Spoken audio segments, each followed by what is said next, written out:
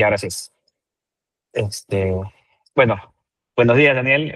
Bueno, nuevamente gracias por tu tiempo. Como te había comentado, bueno, yo soy Carlos Guerra, estoy estudiando ahorita la maestría de finanzas en la Universidad de San. Y junto con mi compañera Magali Reyes, ya hemos terminado las clases y nos encontramos ahorita abocados solamente al tema de la elaboración de trabajo de investigación para sustentar la tesis. Eh, nuestro tema es contratos APP, pero enfocados al tema del equilibrio económico financiero. Eh, en el marco del equilibrio económico financiero, también dividido en dos partes, ¿no? Cómo se hace la evaluación del equilibrio económico financiero durante el proceso de promoción, durante la fase de estructuración y transacción, y después cómo se sustenta el mantenimiento del equilibrio económico financiero en las modificaciones contractuales, ¿no? Como bien sabes, en la ley de APP de Perú se menciona que toda adenda tiene que mantener el equilibrio económico financiero.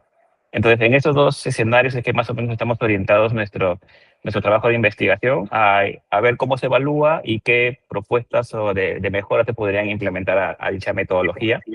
Y en dicho marco estamos haciendo estos paneles de entrevistas con tanto funcionarios públicos como agentes del sector privado, concesionarios y algunos bancos, y algunos estudios también de abogados para conocer de diferentes perspectivas qué opinan sobre este tema y qué propuestas, oportunidades de mejoras puedan haber. En ese sentido es que te contactamos por tu experiencia viendo también proyectos APPs y agradecemos nuevamente tu participación, ¿no? Voy a dar pase, perdón, a Magali para que pueda iniciar con las preguntas para iniciar la ronda de Claro, conversación. sí. Gracias. Bien, Miguel, tenemos un cuestionario de 8 preguntas, así que bueno, vamos a iniciar con la primera. ¿Nos puedes comentar brevemente sobre tu experiencia profesional, en particular aquella vinculada a proyectos de PP? Claro. Bueno, en cuanto a la experiencia, sí, en los últimos ya más de 10 años me dedico a los temas de APPs. Empecé con la gestión de iniciativas privadas, luego ya pasé a administración contractual, gestión de adendas, básicamente todas las fases de la APP, ¿no? Y bueno, en los últimos 2 años ya también asesorando a concesionarios y entidades ya de nivel local y regional también, en sus APP, porque son activos, y, y eso, básicamente, sí. Hay una experiencia ahí en este tipo de proyectos, desde desde la 10-12 me parece, fue el primer marco que pude ver. Ok. Ok, la segunda pregunta está dirigida en ¿cuáles consideras que son las cláusulas más importantes en un contrato de PP y por qué? Ok. Sí, estuve viendo un poco las preguntas, tratando de darme un contexto, ¿no? Porque el marco o todo los temas de APP son tan variados que, que resulta retador, ¿no? Hasta actualizarse. Yo estaba viendo últimamente los temas ambientales, por ejemplo, de APP, que son otro mundo. Y bien, en términos de lo que he estado viendo recientemente, yo creo que las principales cláusulas, en realidad esta pregunta es bien difícil de responderla, ¿no? Porque como que te preguntaran a qué hijo quieres más, ¿no? O sea, no puede decir, en realidad depende, o todos, ¿no? Y no quiero decir todas las cláusulas son importantes, pero últimamente nos hemos enfrentado sobre todo en la parte de transacción, de versión final de contrato. Hemos tenido muchos problemas con definiciones, ¿no? Seguimos teniendo problemas con definiciones, pese a que digamos que se puede considerar hasta estándar algunas cosas, ¿no? Pero sí ahí depende mucho por ejemplo, qué importancia se le quiere dar a un componente, ¿no? Por ejemplo, yo siempre propongo, si hay algo que no está en los anexos, o que aparece, perdón, en los anexos y aparece por ahí, ponlo en definición. Porque si no está en definición, luego ya he tenido problemas también con mis concesionarios y, y etcétera, ¿no? Entonces, me parece muy importante empezar con definiciones. Luego quería decir eventos a la fecha de cierre, pero yo más le llamo compromisos de la entidad, ¿no? Hay muchos compromisos que a veces la entidad suele tomar, pero que al final como que no se da cuenta, ¿no? Y tú sabes bien que, por ejemplo, para para la fecha de cierre, para la firma de contrato, cuando tú elevas todo el expediente al titular de la entidad, hay todo un checklist, ¿no? Entonces a veces se pasan por alto algunas cosas que justamente estaban en fecha de cierre, ¿no? Pero digamos que esa puede ser secundaria, ¿no? Ok. La que me parece súper importante y he tenido problemas en los últimos ya, que, no sé, 5 años ha sido en régimen de bienes, ¿no? Definitivamente el tema de áreas es un componente que siempre va a estar ahí, ¿no? Ya por X motivos, ya creo que todos sabemos las razones de nuestras deficiencias normativas o del X, no sé, X motivos, ¿no? Pero el tema de áreas siempre ha sido un tema que nos ha estado retrasando y no depende tanto de la magnitud tipo de anillo vial, ¿ah? O sea, proyectos como Choquequirao, que son que, creo 4 parcelas por ahí de pobladores, siguen teniendo hasta más problemas que el propio anillo, ¿no? Entonces sí es un tema que yo considero que es una de las cláusulas más importantes. Luego, diseño y ejecución, que creo que es un capítulo estándar también, pero sobre todo en el tema de plazos y aprobaciones, ¿no? Ahí lo vi mucho en hospitales, por ejemplo, los temas de plazos y aprobaciones o cuántas vueltas tengo que darle. Lo vi también en Petar Maldonado, y flexibilizamos la cantidad de aprobaciones que debía tener el concesionario y aún así no se presentó, ¿no? Es un tema muy importante y, bueno, definitivamente creo que el más importante como economista es el régimen económico, ¿no? Donde ahí están todos los que me pago, las obligaciones, etcétera, que es algo que ya ustedes deben conocer bastante bien. Y donde sí ya son las mayores, digamos, dolores de cabeza que he tenido es en terminación, ¿no? Lo padecí directamente ya como privado en la liquidación de Petar Titicaca. Ahí básicamente la terminación era nuestra hoja de ruta y nos dimos cuenta pues de que, y no es en ánimo de hacer una crítica por inversión o al estructurador, ¿no? Porque no, todos somos capitanes luego de la guerra, ¿no? Pero sí no nos ayudó mucho la estructura de esa cláusula de terminación, ¿no? Es más, hizo que la entidad tuviera que tomar supuestos para restablecer, por ejemplo, cómo iba a ser la liquidación, ¿no? Y que creo que tiene un poquito que ver también con el tema de restablecimiento, ¿no? Pero es algo parecido. Pero sí me parece que y eso que terminación se supone que debería ser una cláusula tipo estándar también, ¿no? Entonces, esas serían mis cláusulas para mí que Estas son. cuando todo- Ok.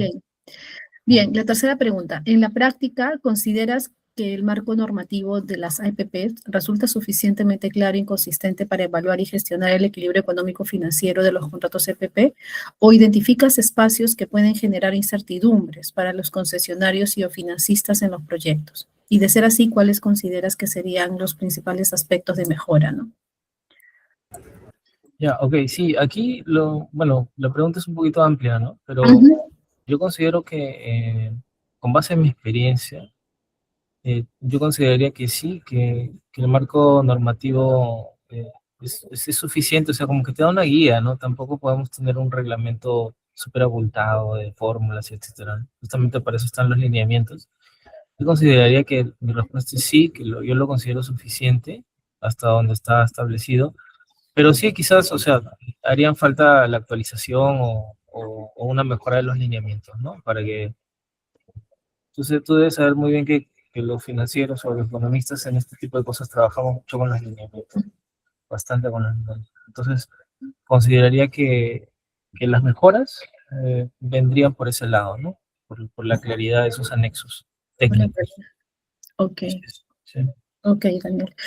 A ver, desde la perspectiva del financiamiento de los proyectos de PP, estima que la evaluación del equilibrio económico y financiero debería incorporar enfoques diferentes por sector, considerando las particularidades de riesgo, demanda y estructura de costos de cada uno de ellos. Sí, yo considero que sí. Ahí también leí esta pregunta y Ah, bueno, como que en la pregunta está la respuesta también, porque cuando hablas de demandas ya estás hablando de ujú, que estás separando claro. tipos de proyectos, ¿no? Ujú. Financiados, autofinanciados o autosostenibles, como le llamamos hace tiempo. Y sí, pero no sé, me atrevería a decir que más que por sector, porque he visto varios sectores y al final, restablecer en puertos viene a ser creo que lo mismo que restablecer en hospitales, por ejemplo, ¿no? Porque o sea, corríjame si me equivoco, pero creo que el concesionario, el inversionista va al tema del cambio normativo, ¿no? A menos que haya Sí. alguna otra causal establecida expresamente en el contrato, ¿no? Pero mientras que vaya, que le choques con esos ingresos esperados o futuros, yo creería que son las mismas, ¿no?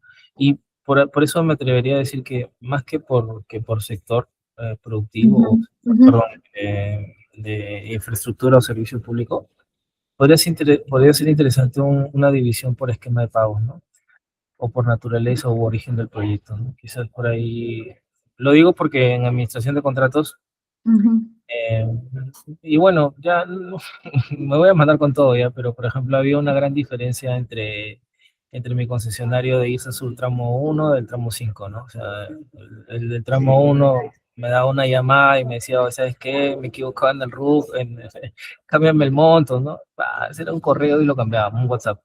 Pero con el del tramo 5 no, pues el tío era insufrible. Entonces, depende mucho también del perfil del concesionario, La ¿no? A veces concesionaria. las personas o los involucrados en los proyectos creen, o incluso MEF, ¿no? También piensan que tienen ese chip de que el perfil es el mismo, pero no, o sea, los concesionarios cambian muchísimo dependiendo de su perfil como persona incluso, ¿no? Entonces, bueno, esto tiene que ver algo con el esquema de pago, sí, porque sabes que el esquema de pago, o sea, el pago es finalmente lo que espera puntualmente cada concesionario, ¿no? Entonces, hay unos más relajados, hay unos más estrictos, y yo no veo tanto apuro, por ejemplo, en un portuario, que ahí son todos, la mayoría autofinanciados, ¿no? Que en un cofinanciado como Cuelap, por ejemplo, ¿no? En Cuelap sí, el cofinanciamiento es vital, ¿no? O sea, si no se mueren ahí. Entonces, yo diría que podría ser más que por un tema de sector, por un tema de cómo se paga el proyecto, Ok, probablemente. de mecanismo de pago. Así es. Ujú. Ujú.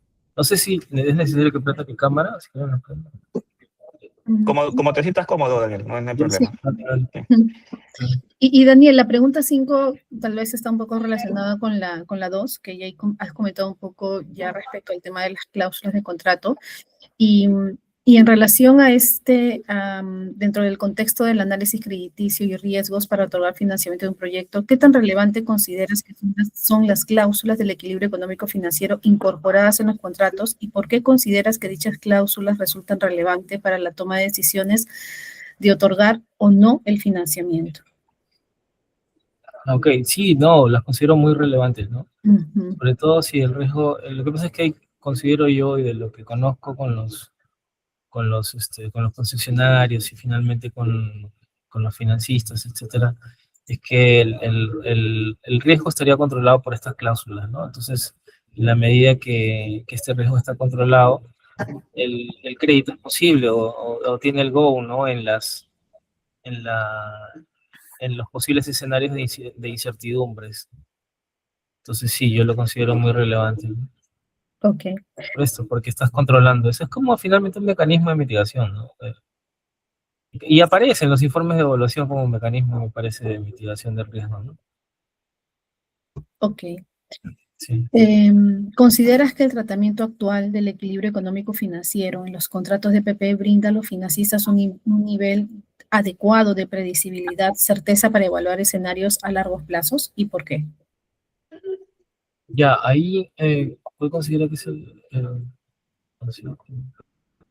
esa es la 6, ¿no? Considera. No, esa es la 7. Yo me he saltado por error la 6, pero Ya, ya. contestemos la 7 y de ahí regresamos a la Ya, 6. la 7. Considera que el tratamiento actual del equilibrio económico-financiero en los contratos que brinda a los financieros un nivel adecuado de predictibilidad y certeza. Sí, o sea, yo creo es que lo que pasa es que hay un poco con base en la experiencia, el concesionario piensa una cosa pero te dice otra, ¿no? O siempre se da por el todo, ¿no? Eso lo vi hace poquito al ver cómo un inversionista presenta una iniciativa para un gobierno local y se le dijo, ¿no? Oye, pon de plazo contractual, no pongas mucho, ¿no? Y se mandó con 60 años, ¿no? Entonces, sabiendo que él quería 30 años nada más, ¿no? Entonces hay cosas que a veces él dice en mesa o piensa, pero al final usa todo el recurso, digamos, ¿no? Entonces, Yo ahí mi respuesta es que sí, en la medida que hay una fórmula, hay cláusulas, quizás puedan contemplarse otros tipos de compensaciones, no más allá de las dinerarias. No lo sé, por poner una idea, contra plazos quizás, ¿no? Probablemente, o contra alguna otra condición del contrato, pero yo sí considero que en respuesta a la pregunta es que sí considero que el tratamiento, los contratos de APP brindan la predictibilidad La adecuada, ¿no? predictibilidad Porque está, adecuada. porque está ahí, ¿no? Y los contratos son de largo plazo, ¿no? Entonces, eh, yo considero que sí. Ok. Y ahora, retomando el tema de las 6, ¿cuál consideras que es el aspecto clave que debe de estar correctamente diseñado en la fórmula de equilibrio económico-financiero de un contrato de PP para que sea confiable y relevante en el análisis realizado para el otorgamiento del financiamiento?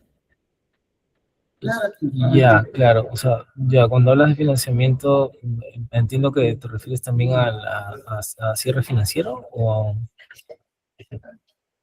O sea, Eh, sí, claro, cierre financiero desde las Ujú. perspectivas, o sea, cuando hacen el testeo del contrato y ya, para otorgar justamente el financiamiento, ajá. qué tanta atención le ponen a esta cláusula de restablecimiento de equilibrio los financistas, o en tu experiencia, ¿no? ¿Qué consideras? Sí, mira, en mi Ujú. experiencia es que a ellos les basta con verla.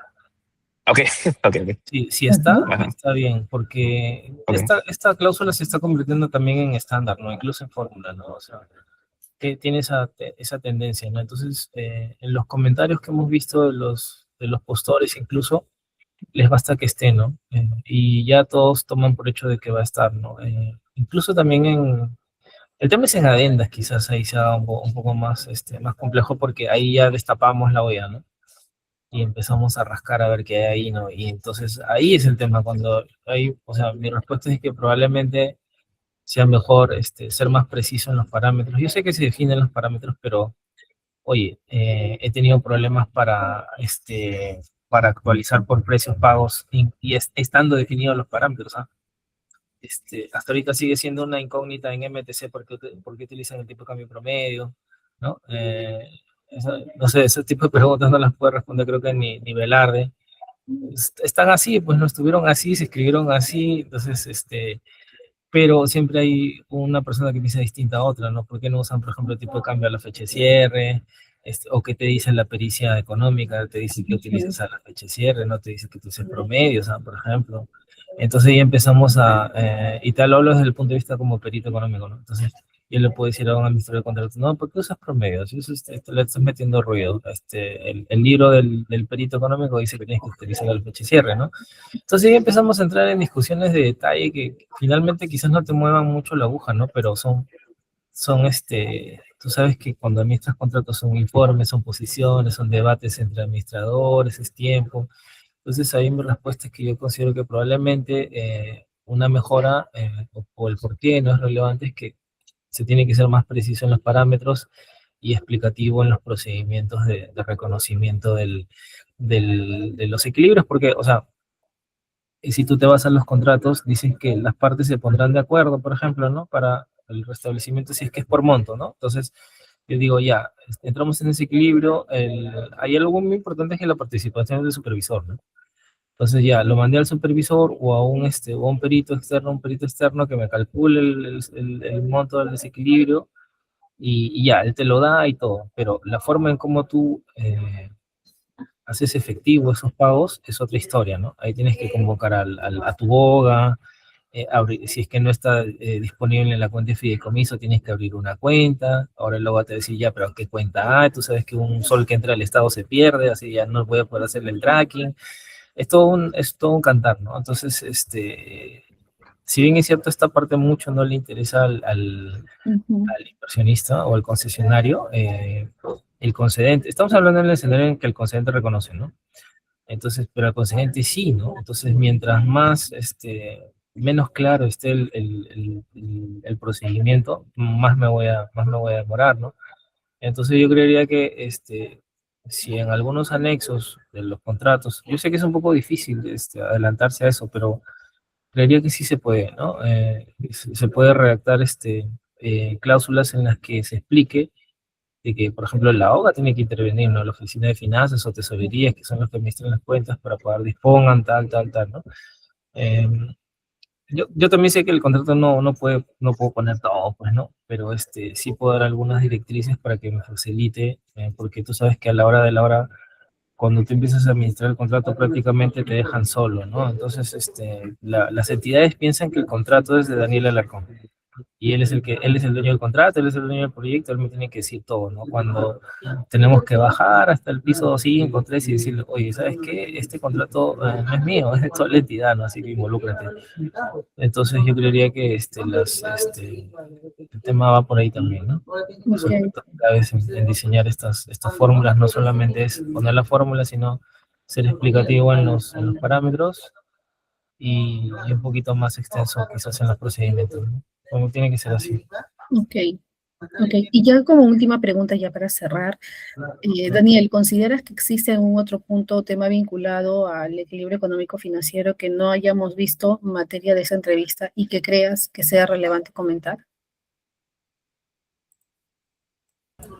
Considero que existe algún otro, esa pregunta no la vi, otro punto o tema vinculado al equilibrio económico Que no financiero. hayamos visto ahora. Ah, ok, a ver.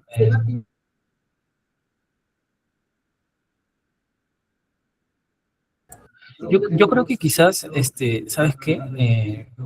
La interrelación del equilibrio en distintos escenarios, ¿no?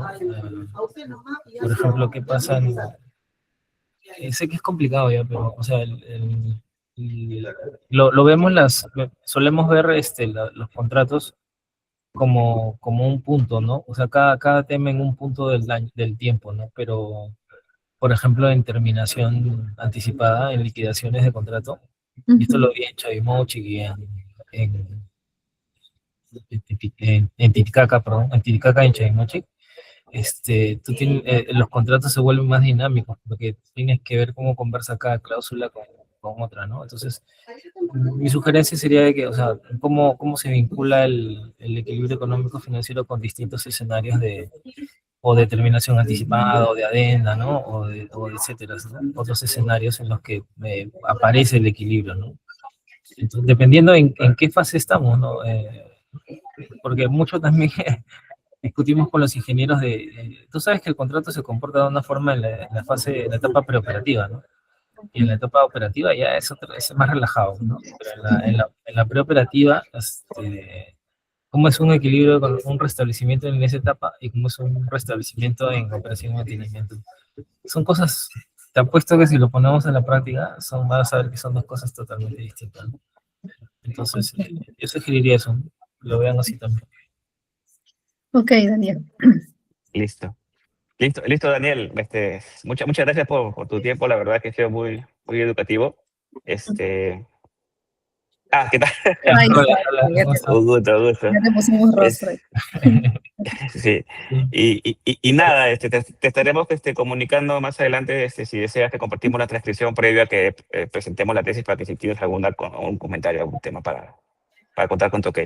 Sí, sí. Sí, Y nada, bueno, igual como te dime. decía, yo también me dedico a asesorar tesis al pregrado, así que lo felicito, de verdad. Ok, muchas Está muy gracias. bueno el instrumento o la metodología para tu tema, así que cualquier cosa que necesites, avísame. Ok, Encantado. listo. Muchas gracias, Daniel. Daniel, Gracias muchas por tu tiempo. gracias. No te Vale, quitamos más nos tiempo. vemos. Estamos Tenga buen viendo. día. Hasta Chao, luego. chao. Gracias, Daniel. Chao.